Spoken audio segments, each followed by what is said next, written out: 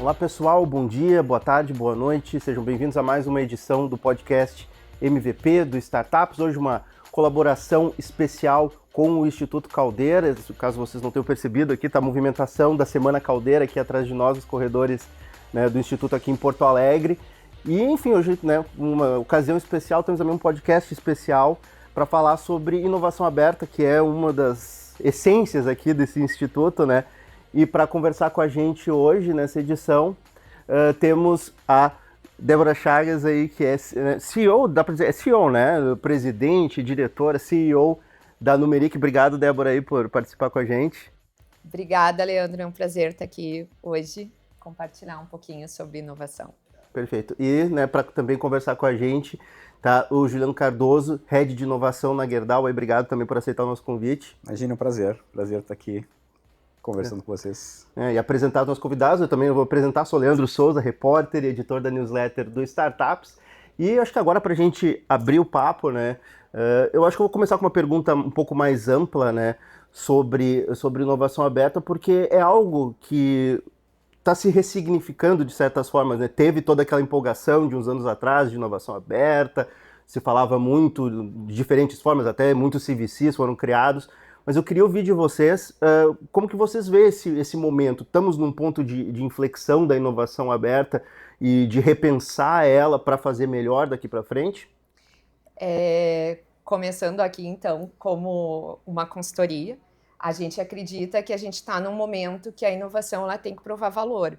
Então, a gente teve muito esse auê, digamos, da inovação, né? Então, muitas empresas começaram áreas, enfim. A gente também está num cenário macroeconômico que tem um cenário um pouco mais restritivo, de juros altos, de turbulências até a nível internacional, enfim, isso tudo também reflete no trabalho que as empresas vêm desenvolvendo. Então, a gente acredita muito que para as empresas que realmente apostam em inovação, que acreditam em inovação, que têm isso no seu direcionamento estratégico, é também um momento importante de ter consistência e seguir com as suas práticas. Cada um sempre revendo suas estratégias, né? Elas têm que serem revistas, enfim, mas é um momento importante, sim, de continuar apostando e ser consistente nos seus processos de inovação aberta, olhando tanto em cenários mais difíceis, surgem também muitas oportunidades, então está olhando para a inovação como oportunidade, mas também como uma forma de olhar para a eficiência, olhar para a produtividade. Está aí a IA também, querendo se mostrar e ajudar nesses processos, então eu acredito nisso. Juliano? Não, perfeito. Acho que talvez complementando com um outro ponto, assim, realmente a gente está passando por um momento muito delicado, assim, de economia, né? Um momento que onde a economia está tendo um impacto muito importante, assim, né, na estratégia das empresas. Eu tendo a acreditar, ou eu tendo a visualizar a inovação mais ou menos como uma maratona, assim, né? Imagina que, né, a gente... eu não sou um atleta e tal, mas eu quero chegar no final do ano e correr uma São Silvestre. Eu vou me preparando para isso. Tem momentos em que a vida, né, não vai te deixar tu fazer aquele, né, treinar todo dia, a gente vai ter que reduzir um pouquinho o treino, enfim, a gente vai ajustando, né? Mas o meu objetivo final é a corrida no final. A inovação, ela tem esse aspecto cultural, assim, né? Ela não é um processo, assim, que a gente liga e desliga. Ela faz parte, ela é um grande viabilizador para a estratégia das empresas, assim, né? Eu acho super natural que momentos de mercado, às vezes, né, exijam que as empresas façam algumas coisas diferentes, reduzam um pouco o investimento ou mudem um pouco a estratégia, mas eu concordo 100% contigo, Débora, quando isso está dentro do DNA das empresas, a maratona continua lá, né? O objetivo continua lá, a gente continua nessa preparação. Para mim, a inovação, ela tem disso, tá? Sim. E eu acho que vai ter momentos, já tiveram momentos assim em 2008, 2016, agora está tendo de novo. Daqui a gente está no Brasil, né? Cada 5 anos a gente passa por uma crise. Eu acho que são ajustes que precisam ser feitos. Mas eu sou bem otimista, assim, sabe? No total, assim, eu realmente acredito que que as empresas que são inovadoras, que acreditam assim, elas vão sair cada vez mais fortalecidas disso. Assim, perfeito. Mas aproveitando essa deixa, né, dessa questão que a Gerdau está já, né, com essa tese de inovação há muito tempo, é uma pioneira, né, entre as grandes empresas brasileiras, mas eu queria ouvir como está o momento para vocês, assim, né? É um momento de reajuste, reavaliação, como que está a política de inovação aberta da Gerdau nesse momento e que vocês estão mirando também, né, por um futuro não muito distante, assim. Não, perfeito. Eu acho que é bem como tu falou, assim, né? A gente tem teses, tem assuntos que a gente acredita que precisam ser estudados, que precisam ser investidos. Eficiência operacional é um deles, assim, né? Então, isso, independente de crise, a gente tem que estar eternamente olhando a eficiência operacional. Isso não muda. Então, com base nisso, nosso relacionamento com as startups, ele continua muito firme, né? Aproveitando o ecossistema que a gente está aqui, Instituto Caldeira, e aí a gente aproveita muito desses hubs, né? Aqui no Sul, o Instituto Caldeira é um grande hub, para a gente, um grande parceiro. A gente tem outros parceiros em São Paulo, parceiro em Minas Gerais.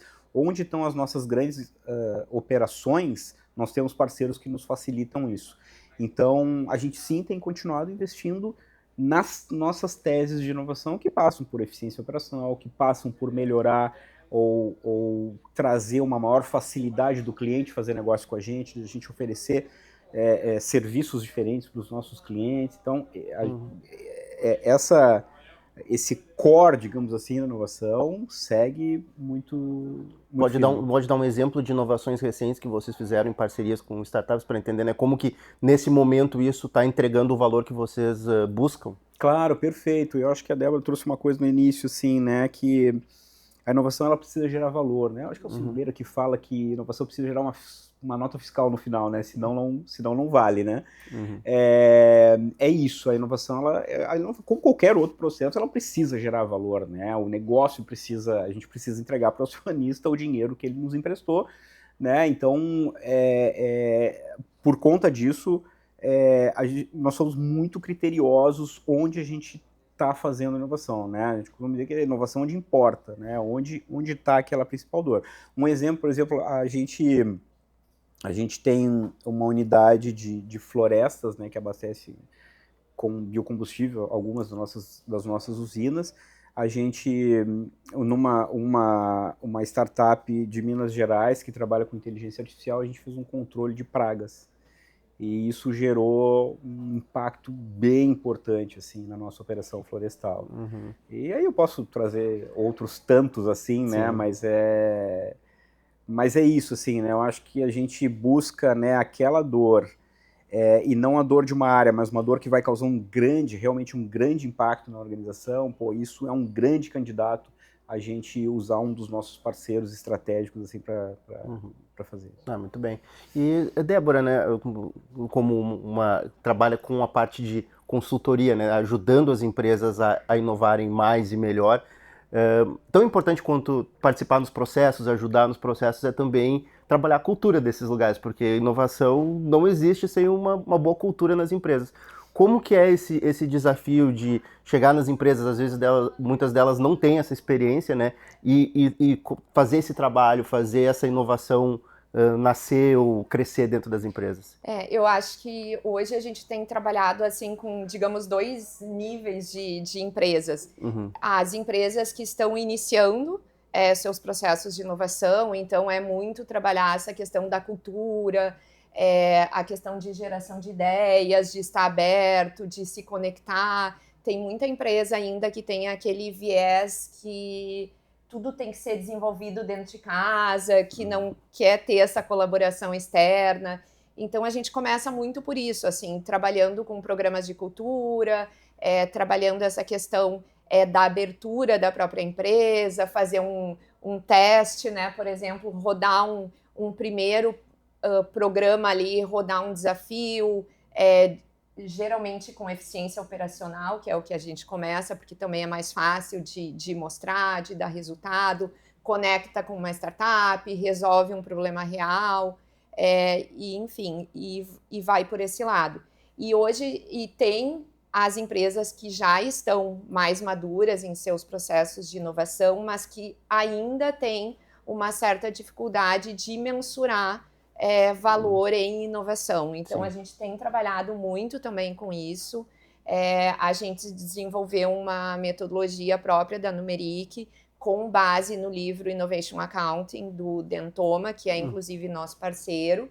E isso a gente tem levado muito para as empresas, para ensinar as empresas, porque às vezes parece fácil, mas não é tão fácil tu implementar uma forma de medição e conseguir, de fato, mostrar que aquela conexão com a startup, que aquela prova de conceito, ela dá resultado. Então, isso é um ponto bem relevante também, que a gente tem trabalhado bastante, que as empresas têm ainda muita dificuldade, e por isso que muitas empresas, às vezes, também descontinuam suas áreas e tudo mais, justamente porque não conseguem mostrar resultado, né? Eu ia entrar, inclusive, nesse assunto, porque a gente viu casos, né, de grandes empresas que ou, né, interromperam ou até mesmo desligaram seus programas de inovação, né? E isso daí gerou uma certa discussão, assim, realmente, talvez, não, para certas empresas não é interessante, ou não encontrou a maneira certa de fazer, né? Como que vocês veem isso? Como manter esse interesse, por exemplo, dos stakeholders, quem está lá na cadeira, lá no alto, de realmente entender que inovação impacta positivamente o negócio? Essa eu deixo para vocês dois até responderem. Eu acho tem muita relação também com a estratégia da empresa. Então, para mostrar resultado, também tem que ter uma estratégia de inovação na empresa, e essa estratégia ela tem que estar conectada à estratégia geral. O que acontece muitas vezes é que grandes empresas, que são muito grandes, elas também têm suas estratégias gerais descoladas dos seus processos de inovação. E na hora que tu tem, às vezes, uma economia turbulenta, juros altos, próprio Estados Unidos agora com todas essas taxações, enfim, quando às vezes tu precisa cortar custo, a empresa vai lá e corta aquilo que não está tão conectado ali com a estratégia, né? Ou enfim. Que eles consideram não conectados, né? Que consideram não. Então tem vários fatores, assim, depende também um pouco do cenário macroeconômico, de como a empresa analisa. Às vezes é uma multinacional que num país é uma atuação, no Brasil é outra. Sim. Então são vários cenários, mas essa questão de provar valor, ela tem, digamos, pegado muito, assim, e é uma pauta que a gente tem reforçado muito, tem trabalhado e incentivado também as empresas. Primeiro, ter uma estratégia de inovação clara, a gente ajuda nesse processo, e depois ter essa forma de mensurar resultados em tudo que se faz em inovação, para justamente conseguir chegar lá no C-Level e mostrar esse ROI, digamos, esse retorno do investimento, como as outras áreas têm que mostrar também, né? Então, ver a inovação como uma outra área que também precisa ter esse retorno. Não, eu concordo 100%. Eu acho que a gente consegue a atenção do board, consegue a atenção né, enfim, dos principais stakeholders, assim, quando a gente fala a linguagem do negócio, né? Então, quando a gente está fazendo a inovação, assim, num aspecto super mais cultural, né, e tal, ela é importante, né? Mas isso precisa se traduzir num impacto real, né? Então, existem etapas para isso, assim, né? Obviamente, quando a gente está fazendo uma prova de conceito, a gente não quer ter o valor exato do que aquela prova de conceito vai gerar, porque a gente nem sabe, está testando alguma coisa, né? Então aí a gente tem que medir muito o que nós estamos aprendendo com isso, né? Qual vai ser o impacto disso em termos de cultura, de aprendizado e tal. Uma vez que a gente concluiu a prova de conceito, que a gente vai passar para um MVP, aí a gente já precisa ter, né, o que está bem estabelecido ali, quais são os ganhos disso, como isso vai trazer resultado para o negócio. Então, eu acho que entender as métricas de cada uma dessas fases, assim, dessa jornada de inovação, ela é super importante, e traduzir essas métricas em algo que seja importante realmente para o negócio, para aquilo que a gente se propõe, para a sociedade, enfim, porque a gente sabe que a inovação é muito mais ampla, né? A gente não está falando só de uma ação de eficiência aqui, eu quero melhorar minha produtividade aqui, isso também mas ela, quando a gente fala em inovação, a ideia que a gente tem é de isso gera um impacto muito maior. Isso transforma a empresa de alguma forma, isso transforma aquela comunidade ali de alguma forma, né? Acho que é disso que a gente está falando, impacto principalmente, impacto e escala. E teve um ponto bem importante que o Juliano trouxe, que eu não comentei, justamente que é esse, a gente chama de ROL, que é o retorno sobre aprendizagem. Então, a gente tem trabalhado muito isso também, Sim. porque às vezes a empresa ela tem uma aprendizagem com uma ação ou com uma prova de conceito, enfim, e muitas vezes ela deixa de ter um custo por ter aprendido aquilo ali e talvez não fazer. Então, isso é um ponto importante também, que as empresas também precisam considerar e conseguir medir. É muito legal tu trazer esse conceito, cultura, né, o custo do aprendizado, porque muito se fala na questão da inovação, muito se fala do erro, né, a cultura do erro, incentivar o erro, mas talvez seja a expressão errada, né, talvez a palavra certa seja o aprendizado, com uma tentativa e erro, mas tu aprende alguma coisa ali, né. Então, indo nessa direção, eu tenho uma pergunta para vocês dois sobre essa questão do custo de inovar e o custo de não inovar, o custo de não tentar errar para ver se acerta depois, né? Como que vocês avaliam esse equilíbrio entre ou eu invisto para inovar ou vou ter um custo ao também não inovar? Acho que Juliano, posso começar contigo. Pode, ótima pergunta, assim, né? Se a gente olhar sobre o aspecto de gestão de riscos, por exemplo, de uma empresa, né? Quando a gente está estruturando uma gestão de risco, um dos riscos que tem lá é, por exemplo, obsolescência de tecnologia. Esse é o custo da gente não inovar. Esse é o custo da gente não aprender, da gente não investir em algo, né? Uma hora aquilo vai ficar com uma obsolescência que a gente não vai conseguir operar. Isso existe matrizes para a gente poder classificar esse nível de risco, assim, né? Então, eu acho que tem um ponto, assim, e talvez a gente venha aprendendo isso, né, Débora? As empresas, elas estão ganhando maturidade nisso, assim, que é realmente transformar a inovação em algo de governança, em um processo estruturado, um processo que tem as suas métricas, né, que a gente tenha condições de avaliar. Como que a gente avalia um projeto de inovação?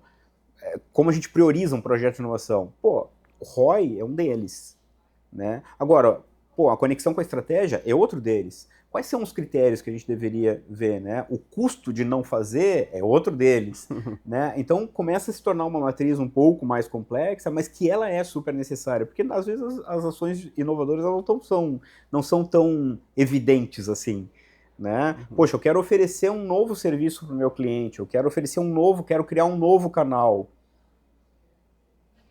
Qual é o custo de eu não oferecer um novo canal? Né? Onde ele vai buscar isso depois? Né? Como é que eu não estou resolvendo o problema dele? Então, é complexo, não é uma resposta simples, eu acho que a gente não tem uma fórmula para isso, assim, mas a gente precisa sentar e discutir. A gente pode... eu acho que precisamos cada vez mais criar esses conceitos de inovação como um mecanismo para a empresa, né? E os seus mecanismos têm as suas métricas, têm as suas valorizações, Aprender a trabalhar com essas variáveis, né? O valor de tentar, o custo de errar, o custo de não fazer, né? Débora, qual é a tua posição sobre isso? Para mim, com certeza, o custo de não inovar é maior do que o custo de inovar. Então, acredito muito na inovação. A gente vive hoje num mundo em transformação o tempo todo. Dá para ver o hype das tecnologias, o ciclo é muito mais acelerado. A própria IA, enfim, que hoje tanto se fala.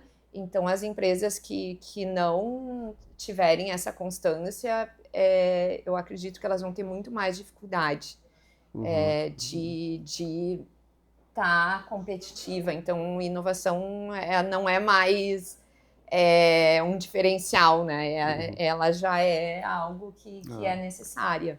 E como que se trabalha isso daí também de convencer até o tema aqui da Semana Caldeira é a questão de correr mais riscos, né? Não correr risco é o maior risco possível, né? Então, como que vocês trabalham isso, assim, não calculam o risco, isso aqui a gente pode arriscar nesse momento, isso aqui talvez seja muito arriscado para esse momento, né? Como que se trabalha isso com as empresas, Débora? A gente tem os horizontes de inovação, né? Até cada empresa faz as suas escolhas. Geralmente a empresa vai mais na eficiência operacional, então até tem aquela regrinha lá dos 70, 20, 10. Uhum. E tem que conectar com a estratégia. Então, a gente frisa muito assim que é importante ter uma estratégia clara, porque senão tu vai trabalhando inovação sem, de fato, saber o que tu tá fazendo mesmo, né? Então, acho que essa clareza da estratégia, de construir ela, olhar para a sua empresa, olhar para o que precisa ser feito para trabalhar a eficiência, o que precisa para olhar para o mercado, pensar em novos modelos de negócios, né? As empresas a gente tem vários exemplos aí de empresas, a própria Gerdau, diversificando, então olhando para outras, olhando para essa adjacência na inovação e vendo novas oportunidades. Então, acho que é bem importante, mas partindo de uma estratégia sempre. Sim, mas, Juliano, isso, por exemplo, numa empresa grande como a Gerdau, isso acaba sempre ficando mais próximo do core ou ainda tem espaço para um eventual moonshot, ou moonshot é coisa de startup, assim? Como... Não, acho que a gente sempre tem espaço. A gente sempre tem... eu acho que uma palavra que a gente usou durante muito tempo, uma expressão que a gente usou durante muito tempo, agora a gente tem usado menos ela, mas eu acredito muito que é a ambidestria organizacional. Então, obviamente que a gente tem que cuidar muito do dinheiro de hoje, mas a gente precisa cuidar do dinheiro de amanhã também. Claro. O quanto que a gente vai calibrar entre esses dinheiros depende do momento que a gente está passando. Né? A gente passa por... É o momento que a gente discutiu agora. Agora a gente está passando por um momento que exige muita eficiência operacional. Então, a inovação está voltada para a eficiência operacional. Agora, não adianta a gente só olhar para a eficiência operacional. O que vai ser daqui a 5 anos? O que vai ser a siderurgia daqui a 5 anos? O que vai ser a indústria daqui a 5 anos? Né? A gente passa hoje, por exemplo, por tentando conectar um tópico aqui que é um problema da indústria, né? A atratividade da indústria, por exemplo. Né? Hoje, os engenheiros que se formam, eles têm uma tendência de ir para o mercado financeiro. Né? Como que a gente volta essa atratividade para a indústria? Construindo uma indústria do futuro, construindo uma indústria moderna, produtiva, né? Uma indústria que use tecnologias emergentes, uma indústria que seja... que facilite a vida das pessoas que estão trabalhando ali, que dê oportunidade para aquelas pessoas de construírem projetos interessantes, né? Isso não é o dinheiro de hoje, isso é o dinheiro de amanhã. Então, tem espaço para moonshot? Claro que tem espaço para moonshot. O quanto que a gente vai conseguir implementar, de novo, nós dependemos do mercado, né? Nós dependemos dos nossos clientes. Então, quanto mais a gente gera valor para os nossos clientes, quanto mais os nossos clientes têm a preferência para a gente, mais espaço a gente tem para seguir oferecendo produtos diferentes, canais diferentes, né? E por aí vai. Então... perfeito. E vocês achavam que talvez eu não ia trazer esse assunto, mas tem que trazer o assunto inteligência artificial. E eu queria ouvir de vocês como que isso impactou, né? Uma coisa que surgiu meteoricamente, coisa de 2 anos para cá, e quase que foi um pare às máquinas para todo mundo repensar a inovação, né? Como que está sendo isso para ti, Juliano, do ponto de vista de uma empresa, né, tão grande de indústria, e para ti, Débora, no sentido de como as empresas estão lidando com isso para inovar? Acho que pode começar contigo, Débora. Tá, pode ser. Bom, hoje a gente até vai falar à tarde sobre IA no evento da Numeric. Até tem um artigo que saiu recentemente no MIT falando justamente sobre a adoção de IA nas grandes corporações. Então, até resumindo assim bem rápido, 80% das empresas já adotaram, estão usando. A maioria das empresas não tem retorno. Então, assim, 95% das empresas não tem retornos de ROI da aplicação de IA. e 5% só estão tendo retornos de ROI, e isso tem muito a ver com a aprendizagem. Difícil, tu começa, mas não consegue implementar uma aprendizagem de IA. A IA sendo muito usada pelas pessoas, mas não de uma forma estruturada como organização. Uhum. Então, assim, traz vários pontos que fazem a gente também refletir um pouco. E tem um assunto que a gente tem falado muito na Numeric, que é justamente a governança de IA. Hoje a IA, ela está, de certa forma, às vezes um pouco solta, da mesma forma que a gente tem uma estratégia de inovação e a gente desce uma governança, para a IA a gente também precisa trabalhar uma governança. Então, a gente tem visto muito, assim, iniciativas muito isoladas, né? O investimento hoje ele está muito mais por esse estudo voltado para marketing, dentro das empresas, marketing e TI, e o que mais ainda tem mostrado resultados são questões de eficiência operacional. Uhum. Então, acho que vale, assim, para as empresas um olhar, né, desde grandes ou pequenas, com relação a isso, né? A gente fala muito IA, mas o quanto, de fato, esse investimento todo está, de fato, conectado com a estratégia, dando resultado, né? Enfim. O hype acaba atrapalhando, né, Juliana? Porque às vezes as pessoas...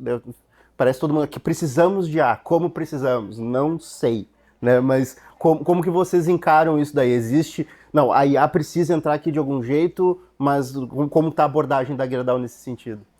Não, ótimo. Você sabe que quando a gente fala de IA, eu me lembro de uma outra... Eu não tô dizendo que a IA é um hype, tá? Porque eu acho que é um pouco diferente. Mas, né? mas existiu esse hype absurdo, né? Né?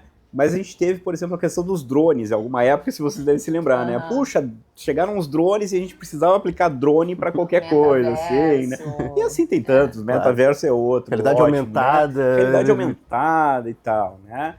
Realmente atrapalha, porque é isso, né? E aí, Débora, foi cirúrgica, assim, né? Se não está conectado com a estratégia, quem não está conectado com a estratégia, a tendência é, puxa, eu preciso colocar IA no meu processo. Mas para quê? Eu acho que tem uma armadilha, assim, que é a gente reduzir a inovação à inteligência artificial. Isso é uma armadilha para mim, assim, e é uma tendência que é comum da gente ver, assim, né? As áreas de inovação se tornam áreas de inteligência artificial. Na minha opinião, eu acho que não funciona, não é. Inovação é o que está acontecendo aqui, agora, no Instituto Caldeira, com pessoas se conectando, com corporações se conectando, com startups trazendo soluções, muitas vezes para processo que tem nada a ver com tecnologia. Né? Isso, para mim, é a inovação. Uhum. Mas, dito isso, sim, a gente não vai poder fugir da IA. Né? Um exemplo que aconteceu agora comigo, né? Eu tinha um painel para fazer agora às 10 horas, cheguei, vim de São Paulo no aeroporto aqui, super atrasado e tal, peguei um táxi e disse, olha, eu quero ir no Instituto Caldeira. E o motorista do táxi disse assim, Instituto Caldeira, não sei bem onde é que é, tu tem o número da rua e não sei o que tem, eu acho que eu conheço a rua. Eu digo, por que ele não colocou no Waze direto? Eu tô super atrasado, coloca no Waze e vai. Hoje em dia é difícil da gente, né, se locomover aí sem o uso de um Waze, sem o uso do Google Maps, sem o uso de alguma coisa que nos ajude, principalmente nos grandes centros, assim, né? Eu acho que vai ser difícil a nossa vida sem a IA nesse sentido, né? Mas sem a IA no sentido, assim, que nos ajude, não que nos substitua. Sim. Eu acho que a gente buscar IA para substituir por uma questão de produtividade, puxa, eu vou substituir uma área inteira agora, vou colocar um agente de IA e tal, acho que não funciona. Agora, se a gente criar agentes de IA que possam potencializar essas pessoas, para que essas pessoas consigam oferecer de novo, né, voltando, um atendimento melhor aos clientes, por exemplo, aí é golaço. Aí eu acho golaço. Acho que é nisso que a gente tem estudado muito e pensado e indo nesse caminho. Assim. Muito interessante nessa pressa, nesse hype da AI que se criou, né, nos últimos anos. Parece que a pergunta ficou ao contrário. Tipo assim, precisamos de IA, onde vamos colocar? Né? E, na verdade, as empresas têm que pensar, né, deveriam pensar sempre no seu negócio. Temos esse aquele problema. esses problemas IA podem ser resolve. resolvidos com AI, sabe? Parece que é o contrário, né? Acha um problema para essa solução, né? Exatamente. E aproveitando, né, também, Débora, aqui durante a Semana Caldeira, estão anunciando também todo um reposicionamento, né, repaginando a Numeric, né, para aproveitar que tu falasse um pouco sobre isso, como que está esse momento da Numeric agora? Isso, a gente essa semana lançou o nosso novo posicionamento, reforçando nossas frentes de atuação. Então, a gente entendeu que precisava fazer esse reforço, deixar mais claro para o mercado o nosso trabalho. A Numeric, além do viés de inovação, que a gente atua com inovação corporativa e desenvolvimento de ecossistemas, a gente também tem uma frente de sustentabilidade e impacto. Então, hoje a gente tem já clientes que a gente atua, enfim, a gente acredita muito também nesse viés da sustentabilidade, e a gente também tem uma atuação no setor de turismo já de tempo, Legal. bem consolidada, então a gente colocou isso no ar, enfim, deixando mais claro justamente para a gente conseguir também avançar cada vez mais, ajudar o ecossistema, ajudar as corporações e também seguir no nosso crescimento. E outra coisa, né, Débora, antes, né, de ir para a Numeric, tu era parte do time aqui do Caldeira, né? Então tu tem uma ligação muito forte aqui, mas a Numeric, além dos programas que tem aqui no Caldeira, até tu pode falar um pouco sobre eles, né? Como que tá a presença da Numeric aí no país? Isso, a gente, um dos nossos focos, então, dentro de desenvolvimento de ecossistemas é ajudar hubs. Então, a gente atua tanto com o Cubo lá em São Paulo, temos base lá também, e com o Caldeira aqui na região sul. Aqui a gente opera todos os programas de desenvolvimento de startups do Hub. Então, aqui a gente trabalha desde ideação até tração, com programas de investimentos também, com programas de inovação aberta, também conectando corporates. A Gerdau já participou mais de uma vez aqui do programa. E a nível nacional, além de hubs também, a gente também atua muito com inovação corporativa, então grandes clientes como o Fundo Vale, Natura, na área de sustentabilidade e impacto também, e também nesse viés de turismo. A gente também atua com alguns clientes fora, então a gente também se posiciona como uma consultoria internacional, sem restrições geográficas. Então, já encaminhando aqui o final do podcast, eu tenho algumas perguntas aqui que são o tema aqui da Semana Caldeira. Acho que dão umas perguntas mais gerais aí para passar uma mensagem para o pessoal.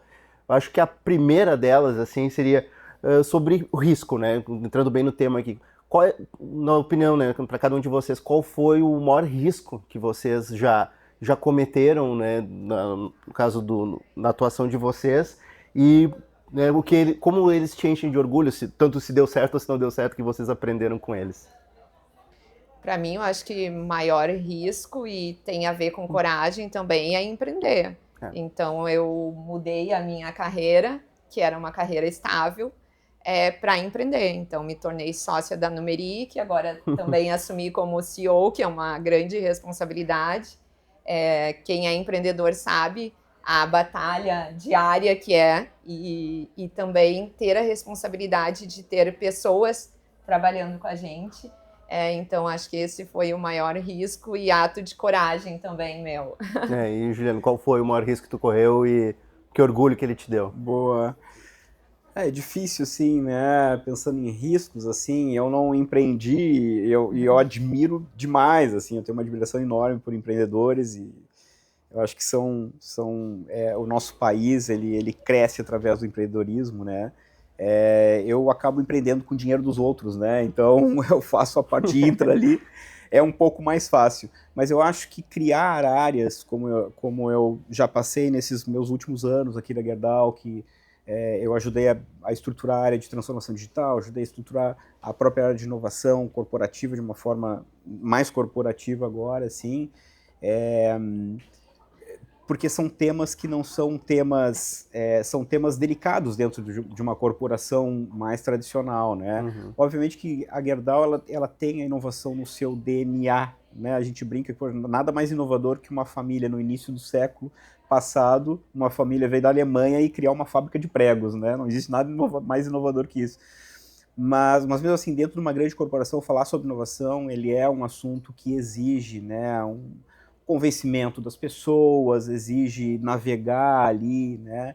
Então, eu acho que me candidatar, né, a essas áreas assim, e eu deixei de atuar em supply chain para atuar nessas áreas, eu acho que foi uma coisa e que eu me orgulho muito. Acho que me orgulho muito do trabalho que a gente vem fazendo aqui, me orgulho muito de trabalhar nessa equipe, me orgulho muito de trabalhar nessa empresa, né, que apoia, que valoriza, né, que dá as ferramentas necessárias para isso. Então, E uma coisa, né, dessa questão de tomar risco sempre é o e se, né? Se eu tivesse feito isso, se eu tivesse feito daquele jeito. Queria ouvir de vocês dois, assim, se tem alguma história para compartilhar, tipo, algo que vocês pensaram em fazer, não fizeram e depois, não, talvez eu devesse ter feito. Tá? Ai, não sei. Eu gosto muito de acreditar, assim, eu acho que sou uma pessoa que tem bastante coragem, assim, quando eu tomo uma decisão, da mesma forma que tomei a decisão de sair do Sebrae para vir trabalhar no Hub, acreditei muito na história do Caldeira, fiquei 1 ano e meio aqui, trabalhei muito para isso aqui acontecer e hoje eu penso que bacana eu ter participado, olha o que é isso hoje, deixar um pedacinho ali do meu trabalho, né? Então, hoje eu acho que sem arrependimentos, assim. E tem alguma história que tu possa compartilhar? não sei, acho que eu não tenho uma história, mas talvez fazer uma referência. Vocês assistiram Dança com Lobos? Aquele filme clássico, há muito tempo atrás, na época do VHS ainda. Então, é um filme muito clássico e tal, Kevin Costner e tal, e ele tá lá conversando com os indígenas da tribo Sioux, se eu não me engano, e ele faz uma pergunta assim, não, mas como que se diz EC em Sioux? Como assim EC? Não, e se eu tivesse feito isso? Não, a gente não entende esse conceito. Eles não entendiam esse conceito de e se eu tivesse feito isso, porque é um conceito que pode gerar um monte de coisa. Cara, a gente não pensa nisso. A gente realmente não é uma coisa que a gente trabalha, né? O que a gente pensa é daqui para frente. O que aconteceu, aconteceu e sei lá. Como diria o Yoda, né? There is no try, né? There is no try, exatamente. Então, isso aí. eu acho que, né, a gente pode fazer uma série de conjecturas assim, mas